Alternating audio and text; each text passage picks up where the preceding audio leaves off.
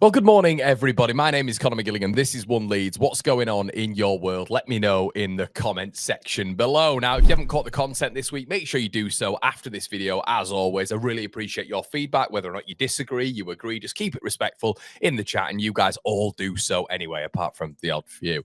But I did a video yesterday on Daniel Farke's Sky Sports interview, and I thought it was quite interesting to delve into. Now, I came from one side of the argument, really, which was to talk about how Daniel Farke got it wrong in that interview, from my perspective, and how we've seen some reoccurring traits. Some of the community, of which I do want to acknowledge, especially when we encourage discourse, debate, discussion. You can't do that and not see the other side of the coin when it comes to it.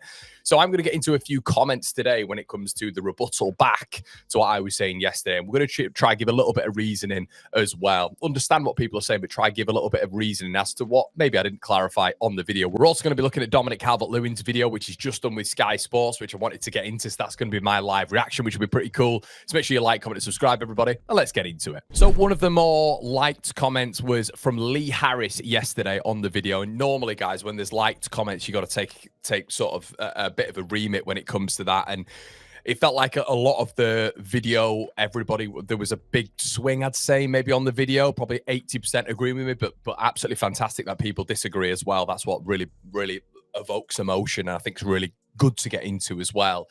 And Lee's absolutely, I think he's articulated his point really well here. He says, Narcon, don't fully agree here with you, mate. He doesn't take accountability, and that's frustrating, but he is right. After every game, there's plenty in the comment section. Why else is there a Farke out movement? I don't agree with them, yeah, but plenty who call for his head after each game. I think this was based on Farke basically saying that we're an emotional fan base, and I think that's quite interesting to get into. Now, I get what you're saying here, Lee. I do think there's Farke out comments every time we drop points, but I do think that happens at every club. Pointing to the loud majority, in my opinion, in the comment section doesn't mean the majority of the fan base is actually calling for his head. I mean, most supporters, really, when you think about it, are frustrated with certain patterns, and that's what I've known. I've got a lot of my best mates who go out to the games week in, week out, who are season ticket holders. They get frustrated with the lack of accountability, the same patterns that we're seeing all the time as well, and repetitive issues on the pitch, of which we've seen in the last 5 games in particular. And the fact that we, as a team on the pitch, and Daniel Farke as an individual, aren't learning from these same repetitive issues. And that's without necessarily wanting him sacked. I've got many friends who don't want him sacked, but they're getting massively frustrated. So I don't think the issue is everyone's calling for his head.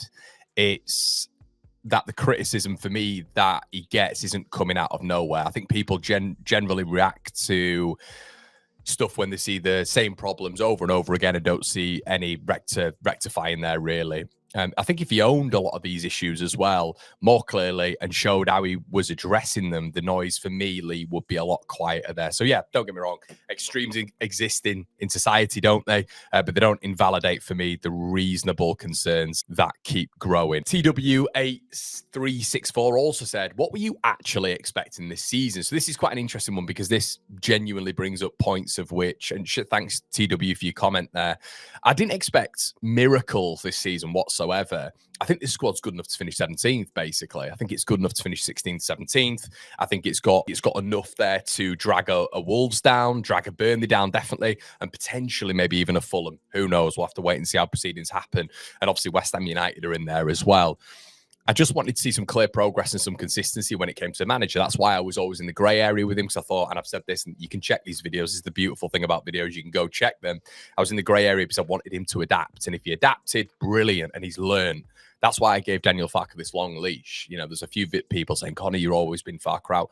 I'm not. I'm just heavily critical of Daniel Farke in the same, when he repeats the same instances, and he's done that frequently in his time at Leeds United. He's done brilliantly well to get Leeds United to 100 points and in the to the Premier League, but even in the Championship we saw a few issues, didn't we, of which we're all aware of. But the overarching thing, and someone reminded me in the video yesterday, he got us promoted with 100 points, so brilliant, fantastic. But the real measure for Leeds United fans, in my opinion, was going to be in the Premier League, because we had such a super squad in the Championship.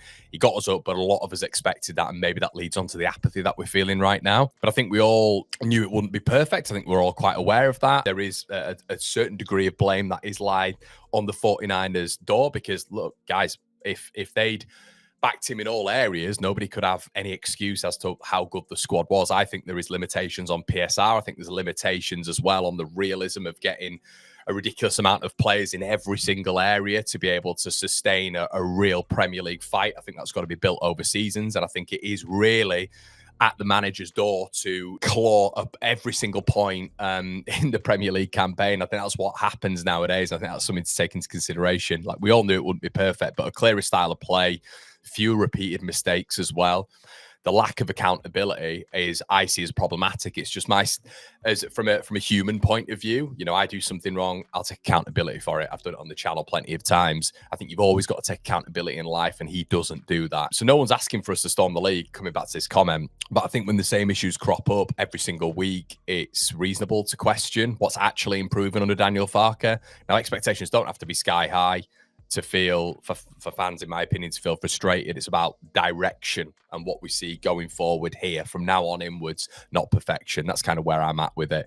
So getting onto this last comment as well from Kirsch, who's a regular on the channel. Shout out to you, Kirsch. Kirsch said, it doesn't bother me what Farke said. He is right. Fans are emotional. And if you replace the next manager, we'll be under the same pressure. If they didn't keep us up, we will want the next guy out. 11 points after 11 games is decent. Shout out to you, Kirsch, and thanks for your comment, mate. And I know Kershaw's on the opposite side to me a lot of the time, which is great to see in the comments. So Kirsch has got a few points here. So I get that it's emotional. I get, Kirsch, that every fan base is emotional. I mentioned yesterday that literally every single fan base in the Football League is emotional. I think it's the context of how Farke says it. It can't be a blanket excuse every time Leeds fans as general and the media call him out, of which he will give a rebuttal, that we are emotional, because that is exactly what gaslighting is. And that's what it feels like it anyway, because he keeps framing all criticism that's put on him as an emotional reaction rather than addressing the football issues that people are pointing out and taking accountability. That is what kind of is gaslightery about it. It's not overreacting to highlight patterns that we've seen for months, and some people might say a couple of years. And 11 points out of 11 is decent. I think you bang on. I think what it is, though, Kirsch, is out of the period of time that we've seen right now, we've played 8 of the bottom 10. We're going into a period of time now which is going to be extremely hard for the football club, and you want to see a bit of resolve. You want to see patterns changing. You want to see differences within this Leeds United side, of which we can look at and say that's going to get points against the big sides. Unfortunately, we're not seeing that right now. We're seeing the same thing continuously week in, week out. So right now, 11 points out of 11 is decent. We did a managerial grading yesterday on my second channel, which you can check out with Benjamin Bloom and Matt SB. I give Daniel Farke a C, because right here, right now, there's been mistakes in the season, but let's be brutally honest. Right here, right now, he's got the BBC quota, which was over 10 points in the first 10 games. I was saying at the very beginning of the season that would be a good start for Daniel Farke, and it has been a good start in terms of the points, but the points doesn't tell the full story. You've got to take into context. And I think that's maybe what people are missing. The 4 losses out of 5. On this channel, we've spoken about the absolutely crazy red zone that Leeds have been in when it comes to the data. The data is all backing this up. The worrying trends, the worrying patterns, and the same sort of imprint on this side that we are saying is problematic. The lack of variety, the obvious nature of which the starting 11 is produced. There's more worrying traits long term, and that's how I'm looking at this right now. It's not short term. It's not the 11 and 11. That's great. Well done, Farke, and he has done well. That's why he can go out on a massive high if he is to leave the football club. I got us promoted on 100 points, and I got of which people were saying I need to get 11 points out of the first 10 games, and you'll get a significant payout from the football club after a 4-year contract was produced for him at the very beginning. So it's win-win-win for Farke. So the people who are really, wedded to what Farke's saying and this, that, and the other, I completely understand that, and I do get it, of course. But Farke's not going to be in the mire when it comes to this. We know he'll use all this, and yeah, I think the interesting thing is I was having a look through a couple of bits this morning, and there's plenty of managers even this season. Mikel Arteta took accountability on the 22nd of February 2025 against West Ham United. He said, we have to play much better than we did today. That's not good enough. That's on me. Sean Dyche, he said, we've made errors for sure. I've made errors this season. The errors I've made are tactical and picking the right team. Enzo Maresca, after recent defeats and problematic red cards, which we've seen with Chelsea, for sure, I think after reviewing the last 2 games, I could have done better in terms of decisions, no doubt. Ruben Amorim even admitted that his public comment calling the Man United squad maybe the worst team in Man United history was a mistake. I made mistakes. I should not say in those terms, but it is what it is. That's kind of like, you know, sort of backing himself up at the very end, but still. But the key takeaway is the accountability is absolutely massive, and it would make me a lot warmer to Daniel Farke when it comes to, I guess, just that human perspective, you know, just that connection perspective, and just knowing that there might be a change also with the team a little bit later on if he's taking that accountability. If he's still not taking accountability, nothing will change. Nothing will change because he's not acknowledging anything's wrong. So, but anyway, guys, thanks for all your comments, good or bad, agree or disagree. Now let's get into Dominic Calvert-Lewin's interview with Sky Sports. Probably my last 3 years at Everton were stressful. There was a lot of ups and downs, and I felt that I'd come to a stage where I probably started to stagnate a little bit, and just felt like a fresh environment and a new challenge was what was needed. And the club has new owners. I think the interesting thing is when he's talking about Everton, and you know, I was, you know, lucky to have some connections from the formerly of the journalism world, and he was offered a deal at Everton. He was offered a big deal at Everton, and I just, from what I hear anyway, the contract length wasn't what DCL wanted, and he wanted something completely fresh. So Leeds, I believe the reason we got this over the line was because we offered him a bigger deal in terms of longevity, which is important for a footballer's career, especially when you've got injuries like DCL has throughout his career, albeit I think that's been propped up a little bit too much because he's not really had that many injuries over the last 2 years. But also because, you know, he's getting, he'll be 30 soon, won't he? Experience that I have, which maybe I didn't want to be in those positions, but I have it. So I come with a strength, you know, that I can hopefully, if the going gets tough or we go through difficult moments as a team, I can kind of help use my experience and guide people that perhaps haven't been in those situations before, and be the player that can be leaned on. Interesting when he's talking about guiding people as well through these situations, because with Dominic Calvert-Lewin, we mentioned this at the very beginning of the season. This, I guess, it's when it came to experienced Premier League heads. Now, I think it's overblown a bit, the whole experienced Premier League heads, because I want players who have quality, and players who haven't played in the Premier League but played in the top 5 leagues do have quality, they do have caliber, and they do have personality as well. It's not just the experienced Premier League heads, but there is something to playing in the Premier League, as we're seeing with Wirtz at Liverpool now, not been able to acclimatise. There is something about the Premier League where when you've played in it before and you've been relatively successful, which you look at Dominic Calvert-Lewin's goal record, he has been. When you look at that, you have got to take a step back and think to yourself, well, I guess that's more important really than we actually think. And obviously Dominic Calvert-Lewin has been there. He's effectively proven it in the Premier League. He's got a decent goal record and he's now experienced, you know. And another thing as well, he has been capped for England. So for some of the youngsters coming in and maybe some of the foreign players, DCL is going to be massive. How would you assess how you're getting on here so far? I would say it's been a good start. You know, could be better, can always be better. Being critical, but I think that I didn't have much time to really get into the swing of things. You know, I signed, 4 days before the season started. So trying my best to keep myself fit, but it's not the same as playing and training, you know, with a team. So once I came in, it was just about building fitness, and I got that through training and playing games in the Premier League. I have to say with Dominic, it's been quite a breath of fresh air seeing him acclimatized to 9 or 10 games where he's not been injured. And I know he had a niggle in the last match, but it's been nice, you know, and it does kind of point and look at the fact that maybe it wasn't as bad as we all thought when he was coming to the club. And, you know, we all wanted Rodrigo Muniz, didn't we? And other strikers. There was Nikola Kristovic as well at Lecce. And we all kind of thought like that would have been the blueprint. And these are players at the top of the game in effect, you know, at the beginning of the season as well. But Dominic Calvert-Lewin, it feels like the club really wanted him, you know, especially with what Daniel Farke is saying. And he'll go on to speak about Daniel Farke here. And this is what I'm talking about with recruitment as well.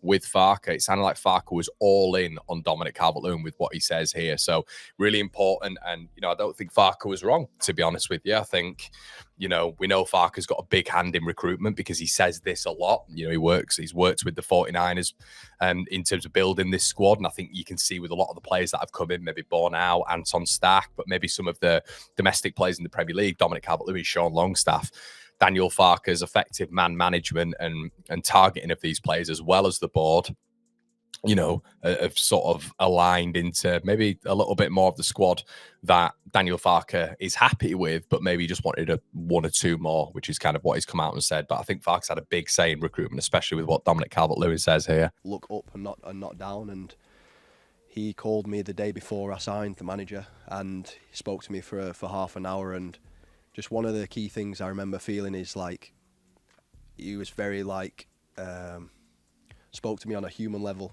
you know, not just player to manager. It was human to human, which I appreciated. He didn't only talk about football and tactics. You know, he spoke a little bit about life and recognising the journey that I'd been on and how he'd watched me for a long time from, you know, being young to the point I'm at now, and seeing my development and seeing where I'd kind of hit a few roadblocks, and he wanted to understand that a little bit more from my side, which I explained, and I could just feel his confidence in me without having, you know, met him personally, and I could feel his desire to get me in the building and to want to see me do well. That feeling though, when you hear someone say, "I've been watching you for years," how good does that make you feel? Yeah, of course. It was a nice conversation, you know, I can't say I've had too many conversations like that with managers. Look, this is a sales pitch from Farke. It's a sales pitch.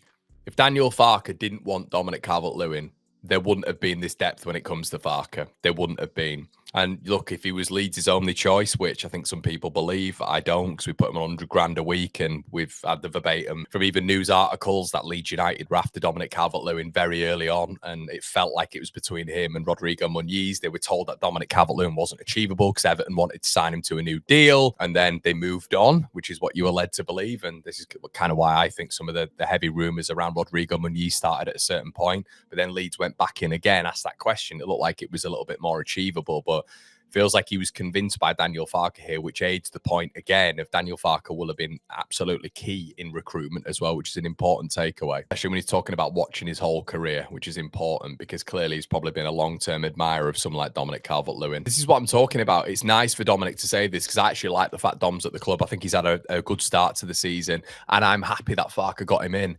But to say Farke hasn't got a big hand in recruitment as well, I think is missing the mark a little bit. So yeah, I think that's what we've got to bear in mind. I think Farke, there's an argument that he's been shortchanged in terms of this squad. I think 1 or 2 extra profiles pretty much confirms Leeds stay up. I think without those profiles, he's now got to really scrap, and I think Leeds can finish 16th to 17th, with 17th definitely with this squad. I think the profiles just need real role specificity. I think they need triggers. I think they need a little bit more on the pitch, of which Farke isn't giving them right now, a certain style and pattern of play, which we have seen this season, but we've moved away from. I think we've got to bear in mind here that with Daniel, there is a keen eye on recruitment with him as well. And it feels like the fact that he'd looked at Dominic's career for years and years and was able to convince him to come on the back of that when he had European clubs in for him as well, just proves that Farke does have a keen say in recruitment here. What we're good at, where we need to improve, and I think it's having that mentality of, you know, win or learn. Win or learn. Massive. Absolutely massive. And this attributes to the players as well, but there's a captain of the ship here. Win or learn. And when you're seeing some of the similar styles of play that we're seeing this season, passing out from the back against teams with ridiculous high recoveries, passing out from the back, and we're seeing strikers isolated and getting 1.1 touches in the opposition box per game, that's got to change. So Dominic Calvert-Lewin is bang on the money. Win or learn. Spot on. And yet that's got to be the players, 100%. But we've also got to look at the guy in charge here. Win or learn. Really important quote. You know, either you win, or if you don't get the result that you're looking for, you analyse why. And I think it's been small details where we've probably let ourselves down. And that's where I'm talking about where we need to improve. And over the course of the season, you have to turn those moments into your favour, and then that's ultimately what gets you up there. But yeah, we've got full belief in our ability within our squad, that we can achieve our goals and our targets, and that's what we're striving for every day, and creating a winning environment. Good. I think that's a good interview. It's a nice interview to hear from Dominic Calvert-Lewin. Not heard from him yet in terms of like a fully sit-down neutral interview with maybe just an out-and-out reporter. That's good to hear. Guys, let me know what you think in the comment section below when it comes to DCL and when it comes to some of the comments as well that we've reacted to on this video. Like, comment, subscribe. See you soon. Cheers.